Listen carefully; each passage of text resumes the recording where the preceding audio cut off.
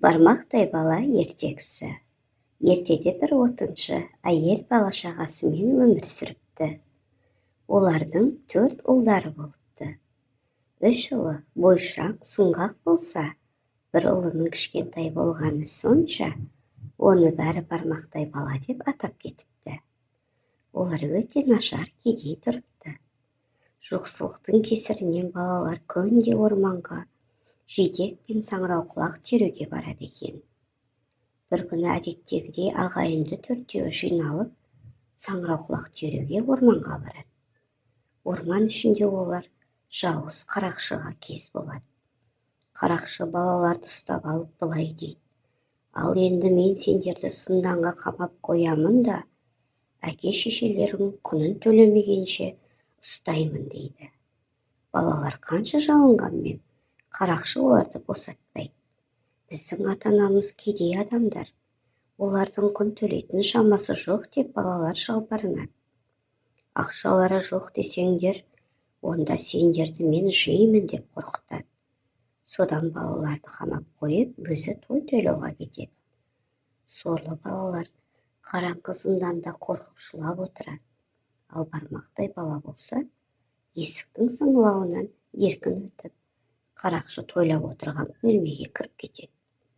Көп ұзамай тамақ пен шарапқа тойып алған қарақшы тура дастархан үстінде ұйқыға кетеді. Осы кезде бармақтай бала ақырындап кіріп, қарақшыдан зынданның кілтін ұрлап шешіп алады. Содан тездете барып бауырларын қамаудан босатып алады. Ұлдар қашып шығып, үйлеріне жан ұшыра қаша жөнеледі. Қарақшы оянып, артымыздан қуып келе жатқан жоқ екен деп қайта-қайта аттарына қарайды. Қарақшы ұйқыдан тұрып қараса, тұтқындары қашып кетіпті. Сиқырлы жүйрік етігін киіп алып, қыр соңдарына түсе жөнеледі. Ұшып келе жатып, қашып кеткен ұлдарды төменнен шолып өтеді. Сөйтіп жүргенде қарақшы шаршап, домалақ бір дөңнің басына отырып демалмақшы болады.